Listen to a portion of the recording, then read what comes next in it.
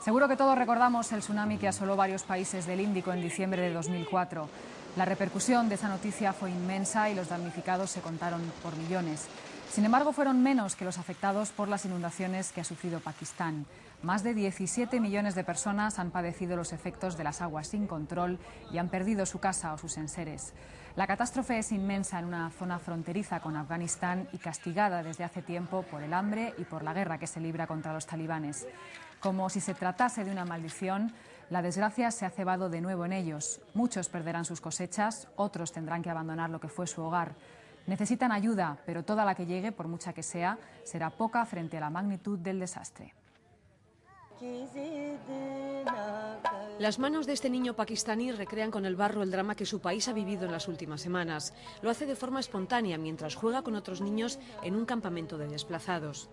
Llegaron con sus familias buscando refugio tras haber perdido todo lo que tenían. Como ellos, hay más de 17 millones de personas que han sido víctimas de las peores inundaciones en la historia de Pakistán. Una quinta parte del país, equivalente a Austria, Suiza y Bélgica juntos, ha quedado sumergida y devastada por el agua. Hay decenas de miles de familias sin agua potable ni alimentos que vagan desesperadas en busca de ayuda.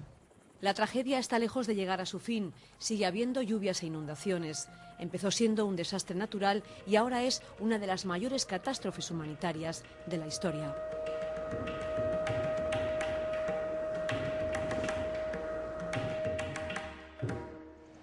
Todo comienza a finales del pasado mes de julio, en plena época del monzón, un fenómeno meteorológico que ocurre cada año en el sudeste asiático. Se produce por el contraste entre el calor de la tierra y la humedad del mar. Ese choque genera masas de aire que se enfrían en las montañas y originan nubes que descargan lluvias torrenciales. Y así ocurría hace ahora algo más de un mes. En solo unas horas se desata un diluvio incesante que arrasa decenas de localidades del noroeste del país. La zona fronteriza con Afganistán es una de las más afectadas. La población, bastante castigada ya por el hambre y la guerra que se libra contra los talibanes, se convierte en víctima de un desastre inesperado. Los primeros días mueren casi 2.000 personas y se produce una avalancha de evacuaciones. Millones de afectados huyen de sus casas. Las inundaciones empiezan a alcanzar también a la céntrica provincia del Punjab, conocida como el granero del país. Al presidente Zardari, viudo de Benazir Bhutto, las inundaciones le sorprenden en plena gira europea, donde incluso tiene tiempo para visitar sus posesiones en Normandía. Aunque su país se ahoga por las lluvias, Zardari no altera su agenda, lo que hace que arrecien las críticas contra él en Pakistán. A medida que pasan los días, las inundaciones se extienden sobre todo por el sur. El río Indo, que atraviesa todo el país, lleva tal cantidad de agua que anega todas las poblaciones cercanas a su cauce. Las riadas se extienden ahora por la provincia de Sindh, en el sur, sumergiendo cientos de localidades. Hemos intentado poner una protección al río, pero se rompió y el agua entró anoche, nos dice el vecino de una aldea de Sindh. Recorremos con ellos en un bote lo que antes eran las calles del pueblo, convertidas en lagos interminables. Vemos los tejados de las casas, lo único que el agua no ha engullido. Algunas viviendas resisten, pero otras están completamente sumergidas. Dicen que solo recuerdan una inundación parecida en 1973, pero no llegó a ser tan fuerte. Cuesta creer que esta mujer y su hijo se sumergen hasta el cuello en un lago que hace unos días era la principal avenida del pueblo. El tiempo corre, las lluvias no cesan y el número de damnificados aumenta. El gobierno y las ONGs instalan campamentos de socorro, algunos en lugares inverosímiles, como en este barrio de viviendas sociales. Estamos en las afueras de la ciudad de Karachi, la capital de la castigada provincia de Sindh.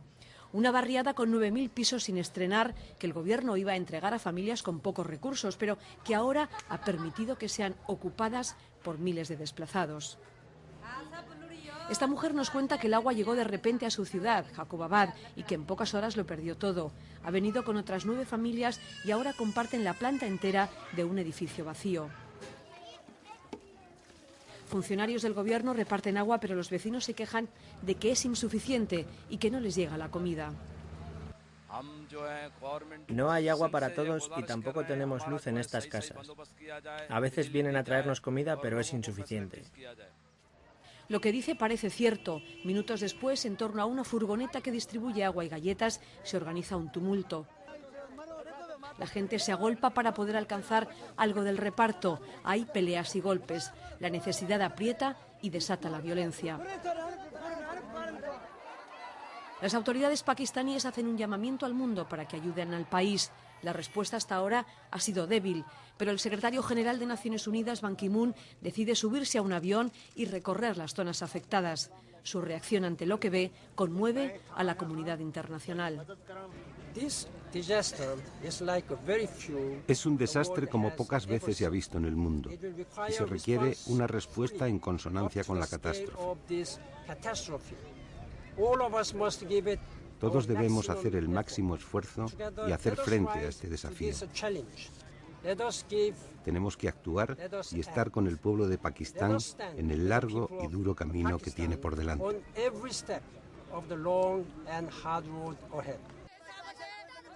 La desesperación cunde y el gobierno pakistaní, débil e impopular de por sí, cada vez pierde más apoyo. Son los militares los que están al frente de las operaciones de rescate. Unos 60.000 soldados al frente del general Killani no han esperado la llamada del Ejecutivo, simplemente han decidido intervenir. Rescatan con sus helicópteros a decenas de miles de personas y montan sus propios campamentos para acoger a los desplazados. El ejército, que ya había ganado puntos por su lucha contra los talibanes, incrementa su respaldo popular y algunos temen que esta crisis acabe dándoles demasiado poder.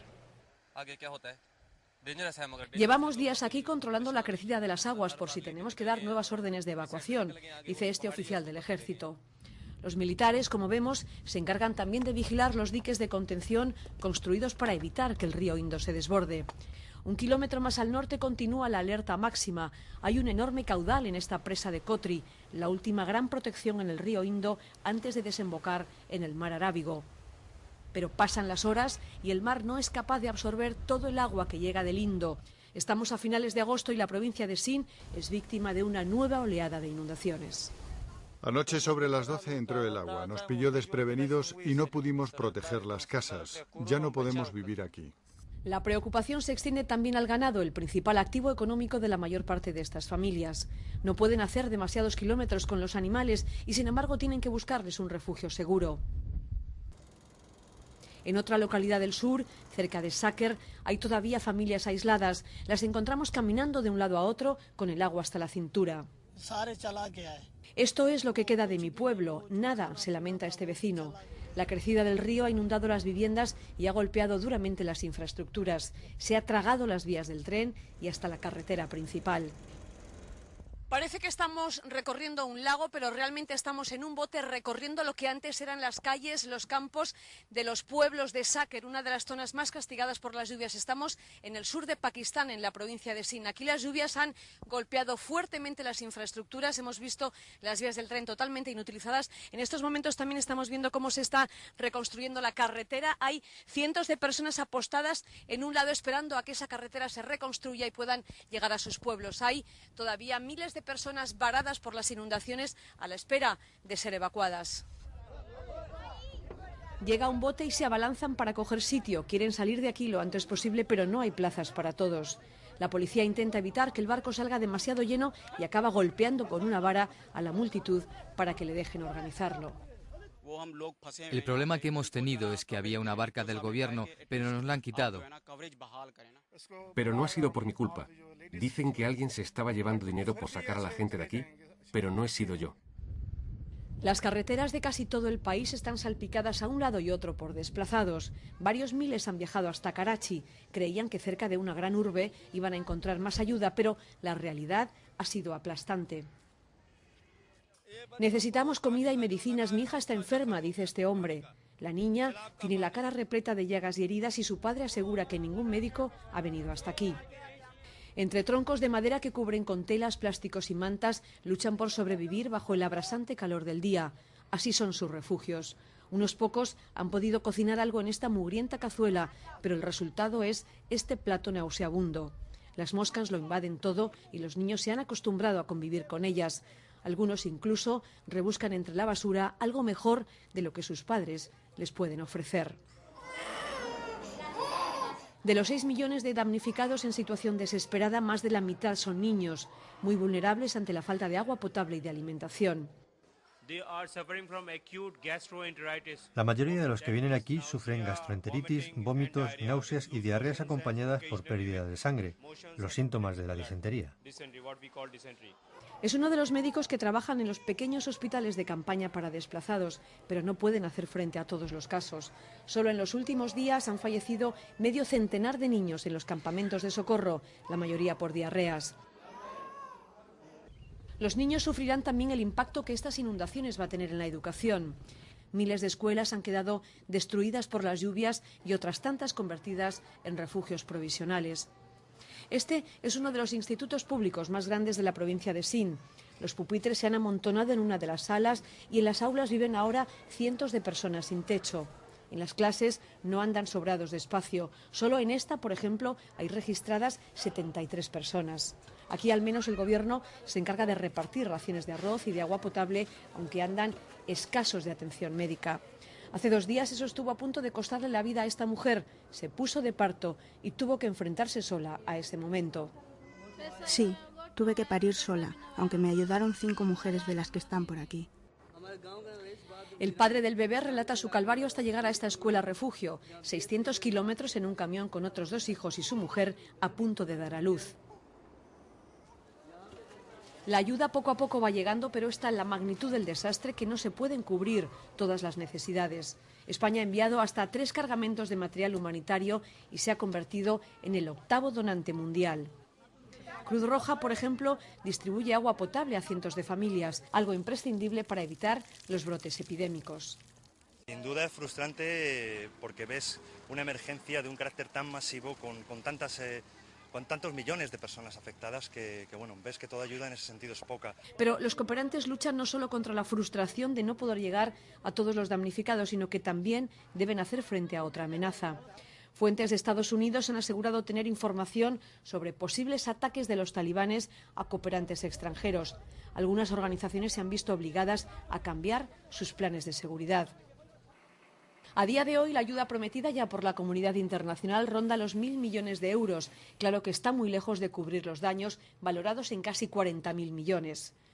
Las inundaciones han arruinado más de 3 millones de hectáreas cultivadas. El plátano, por ejemplo, lo han tenido que cortar mucho antes para intentar salvar parte de la producción. Es un plátano muy pequeño y dentro de unos meses puede que no nos llegue casi nada. La cosecha de arroz también se ha visto afectada y en esta fábrica ya se notan los efectos de la crisis causada por las lluvias. El 70 o 75% de algunos cultivos se han perdido. Eso significa que todo eso no llegará aquí. Como resultado, subirán los precios. Pakistán es además uno de los principales exportadores de algodón del mundo y las cosechas también se han arruinado. Ahora casi no tenemos algodón, por las pérdidas de las cosechas durante las inundaciones. Por eso no hay suficiente algodón disponible para fabricar prendas. Muchas de las sábanas, cortinas, edredones o cojines que se venden en los centros comerciales españoles salen de estas fábricas de Pakistán, donde un obrero gana apenas 2 euros al día. Vamos a tener que subir los precios, pero tampoco podemos subirlos mucho con la crisis mundial.